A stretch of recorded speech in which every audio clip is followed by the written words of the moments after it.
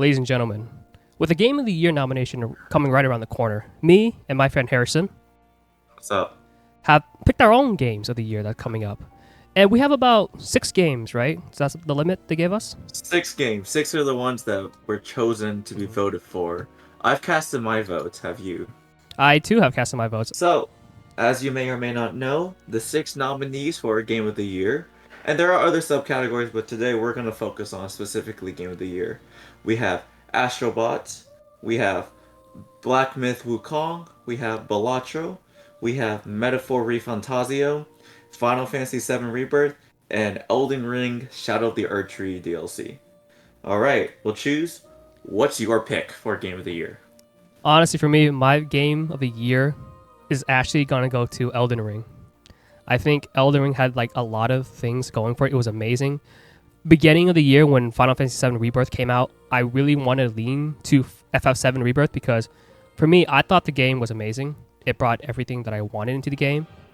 The only big flop, and I think is the main big flop in FF7 Rebirth, is the way they handled Aerith's death. I think it wasn't very good. And honestly, the reason why I say that is because you played Final Fantasy VII, right? You know, I like did. how I played the original. Right. In the original. Spoilers. There's been almost over Right. 20 years, almost 30 years now. She dies at the end of the first disc, and like that basically shifts the narrative drastically. For the rest of the game, it sets the tone and like Cloud's character arc going forward after Aerith's death. I'm not too familiar how they play that out in the remake, so if you could just enlighten me about that. So it's not too big of a thing, but like in the ending scene, spoilers if you guys haven't played or watched it, she gets killed off, and this is this weird scenario where you see, like I said, Zack comes back, right? We don't know if there's an altered timeline, and there's also another timeline where it looks like Aerith is alive. You know how they introduced the multiverse? Yes, That's yes, we did do that. Yeah, we did do that. Yeah, We long talked time about it a while ago. Yeah. But and that's the one I was thinking like, man, her death is here. But then they introduced the multiverse. Kind of feels like, well, if the multiverse exists and her death is real or not, does that shapes who Cloud becomes in Advent Children, right? Right. Because in a way, it seems like a scapegoat to who he eventually becomes. That's the only downside I saw in the game. I think everything else was amazing. What about you? I kind of have to agree. The multiverse thing was just kind of like a cheap cop out. I think it has potential, but it's just like it almost seems lazy. But to answer your question, my nominee has to go to Metaphor. I was surprised that you gave it to Elden Ring, but I've said it before. I loved Elden Ring. Elden Ring is one of my top games of all time. It was my first Soulsborne, and I've played a few of the other ones as well. But this one holds a special place, maybe just because it's my first one. The DLC was a lot of fun. I actually ended up playing the DLC like maybe 3 times over, New Game Plus. Had a blast. My only thing about it being picked as Game of the Year is the fact that it's a DLC. I know there's some, I don't know the degree of disagreement about this, but I personally don't think a DLC should be given a spot as Game of the Year. And you can make the argument, I've quite literally made the same argument a while back, that the DLC is equivalent to a full game. They just disguised it as a DLC. And I still stand by that sentiment. The problem is, it's labeled as a DLC, and maybe I would be less upset about it if Elden Ring did win Game of the Year 2 years ago. But right now, I think my pick has to go to Atlas's Metaphor Refantazio. And the reason why, I mean, I've already done 2 playthroughs. I played one playthrough and immediately jumped into New Game Plus and finished it recently. Over the course of like a few weeks, I already burnt over 100 hours in the game. It was just so much fun. But why I liked it was because it was Atlas's first ever like fantasy based. They weren't based in like Japan or anything like that, like the Persona series has. But a lot of the characters were fleshed out. Could have been much like any other game. The characters could have been fleshed out a little bit more. But I feel like what they did with, especially with the combat system, what they did was take the best parts of Persona, and then their mainline SMT or Shin Megami Tensei, combine the better aspects of both into a game that we have right now. And what I liked about it was that like it set the expectations properly for me, and but still kept enough twists that like wow, I didn't see that coming, but all the subtle hints of it. It was just good storytelling, in my opinion, and the way they have perfected the I okay, perfect is relevant in this regard, but I think they've mastered the JRPG element in this regard. Having two forms of combat, overworld combat so you can easily grind, and then turn-based combat for stronger enemies, having that balance of both, and then you have the regular things like resource management, gear, money, etc., powering up all your characters. That's staple for a lot of RPGs, JRPGs especially, but I think this one just did it well. The thing about Final Fantasy VII, another thing that I have a qualm about it, is that I don't think remakes should get a spot in Game of the Year. But I'm willing to compromise with this one only because they've changed it enough that it's a completely fresh new experience. Uh, Especially since it's been what almost 30 years since the original. I think the original released back in 1997. Mm-hmm. Uh, so I can see an argument where like it's essentially like a brand new game, but I mean the licensing, the title, like it's still Final Fantasy VII at its core. Mm-hmm. Have you tried any other four nominees? Astrobot, Black Myth Wukong, or Balatro? I have seen a lot of gameplays of Black Myth Wukong and Elden Ring and all that. I have seen a lot of gameplay from Moist Critical. Woo! Yeah, baby! That's what I've been waiting for. That's what it's all about.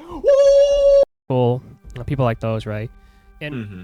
I don't know, this might be me, but Black Myth Wukong, to me, looks like a little different of an Elden Ring. I can see what you're saying with that. It's Right. it's almost like Soulsborne, Yeah. type of like open world. But yeah, go ahead, go ahead. Yeah, and the gameplay looked really good, and like obviously we had the monkey. What is his name? Son Goku is the guy, or Yeah, because it's a continuation of the plot of Journey to the West. I mean, a lot of Asian people grew up with that story, Mhm. and so I mean, it's a classic Asian story. I want to say Chinese, but I don't want Right. to reduce it to that. But it's a classic story that has been told over the years, and so like even people that I knew who don't play video games were well aware of Black Myth Wukong. It had so much notoriety Mhm. when it came out, and like just on the mainstream web in general. And Balatro, I didn't hear about until more recently when it actually got nominated, but it was actually kind of popping at the beginning of the year. And I asked a friend, a buddy of mine, who actually bought it and played it. So, for those who aren't aware, it's like a card deck building roguelike. And if you're not familiar with what a roguelike is, it's think of it like Binding of Isaac. You just go through many levels and just keep going until you just can't progress anymore, like you lose or something. That's what roguelikes are in a nutshot. Super big on that kind of gameplay, game style genre. Uh, but I can see the appeal for it. I just don't think myself that it stands a chance with the other contenders that are on the list. so we went over Rebirth, Wukong, Refantzio, Elden Ring, Ashba, and Balatro. Out of the 7, what do you actually think has like the most Chance? Chance, yeah. Okay, well, Val, we already talked about our picks, but the one with the biggest chance, it's got to be Elden Ring. Okay. It's a hot. I hate to say it, but Elden Ring has the best chance of winning, uh, just because of just how much it also shook the gaming community. When that game came out, dude, everyone was playing it. Everyone was playing the DLC. Everyone was fighting Promise Consort Radon. Sorry, it's been no, it's been like 6 months since it dropped. If you don't know who the final boss is of the DLC, I'm sorry. Like watch a video or something. But back on topic, I genuinely think that the Elden Ring DLC just has the biggest chance. Just how much of a it just drew people to the Soulsborne Elden Ring community at the very least. So I think as much as I hate to say it, if they win it, they deserve it, even though it's a DLC. It says DLC in the name, but I'm going off on a tangent. My pick for game of the year could be Metaphor Refantzio. I think it was a great game. I think this was one of the greatest like RPG games I've seen in a while. And RPG games are hit or miss. Obviously hit or miss. Like some could be really good, some are really bad. And I think Atlas, what they do with these games are just phenomenal. I honestly thought they couldn't hit after Persona 3 and 5, right? Because I'd never heard of Metaphor Refantzio until it actually came out. It's a brand new title. The gameplay, if I'm gonna go off the gameplay itself, it's like again, like I said earlier, it just takes the best part of Persona and Shin Megami Tensei and just puts it into one battle system. It makes it so that like I can use every character and like my choices matter, and like I'm a sucker for turn-based combat, especially ones where turn order and turn manipulation can be done, where each turn has a use, and if you waste a turn, you can lose or change the flow of the battle. And my two favorite things that they've done actually is in Metaphor, you can switch reserve party members with active party members mid-fight. So, and another thing, only on the lower difficulties, I think it's from like easy to hard, not on like the highest difficulty, which is Regicide, but on the lower difficulties, if your battle is not going the way you want, press a button and start the battle all the way from the beginning. And so every time you reload the battle, it gives you new RNG at the start of it. So instead of having to reload a save, you can just simply reload the battle with new RNG, which is actually a super nice quality of life that I hope they continue in the future. And that goes for any battle, boss battle, random encounter. It's just like you go in and what's that? I got a battle RNG. Half my party got wiped on the first turn because I got surprise attack. Okay, start it over. It's a little cheesy. I get it. It's a bit cheesy, but do you really want to restart back to a save when you can just start the fight over again anyways, if that was your plan? So I think that was a nice addition, and I hope to see Atlas do that for Persona 6 and just all their games in general in the future. Okay. And I guess before we talk about like what games we think is going to win, do you have any games that you think should have been a part of these top 6 honorable mentions? I would have to say, since we're just talking about honorable mentions, I'm going to have to give it to Shin Megami Tensei 5. Honestly, another one with that is Atlas just cooked with SMT5. Really fun and difficult enough. Like the SMT is just known to be the Dark Souls of JRPGs. Like that's just their notoriety. But I have a lot of fun, especially with the Vengeance like updated path, because SMT is just one of those games where like you get different endings. So Vengeance did the same with introducing a whole new character with a whole new subplot and storyline as well. And that was just also super fun for me. And again, I'm biased. I'm a sucker for JRPGs and turn-based combat. And I've played a lot of Atlas titles. And, the thing about SMT5 was that it had the same thing with Metaphor, is that there's the overworld combat where you can jump into it. But at the end of the day, I still gotta go to my GOAT, but SMT5 holds a high place in my heart for honorable mention for this year. I think my honorable mention for the game of the year is gonna be Dragon Ball Sparking Zero. I think it's, even though they have some like things I don't really like about it, like some of the time the art style a little bit, or how their gameplays are, I really do think it's one of the best fighting games we have had in a very long time. And obviously, I guess it could be some biases, is that I have waited over 17 years for a sequel of this game, and finally having it is just really amazing. Like I said, obviously there are some downside of it, of like how they are with like cross gaming and all that, but I do think it's like arguably the best fighting game of this year. I was seeing a whole bunch of like clips and all that, and like it only showed the cool like what if moments and all that. I think that those were cool. You know, basically telling another narrative alternative to what the main narrative has been. And you know, doing crossovers and all of that. And like you said, it was a very fun looking game, but I've also seen all the weird bugs and all the problems associated with it. And I wasn't very big into the Dragon Ball fighting games. I had a few. I played a few. But I think the last one I probably played was Battle of the Gods. No, Xenoverse. That's probably the last one I played. But I think wasn't Sparking Zero part of the Budokai Tenkaichi series? Budokai Okay, yeah, like you said, 17 years since the last one. So I have to agree with you. That deserves an honorable mention just because of the impact, especially we lost Akira Toriyama earlier this year, so it's a good ode, you know, almost like a tribute to him. Could have been a little bit better of a tribute, but a tribute nonetheless. And it also just came out of nowhere too. You know, I think when I was younger, I just, you know, came with the fact like, oh, they're never even make another sequel of this game, right? Because it's been like 17 years since the 3 came out.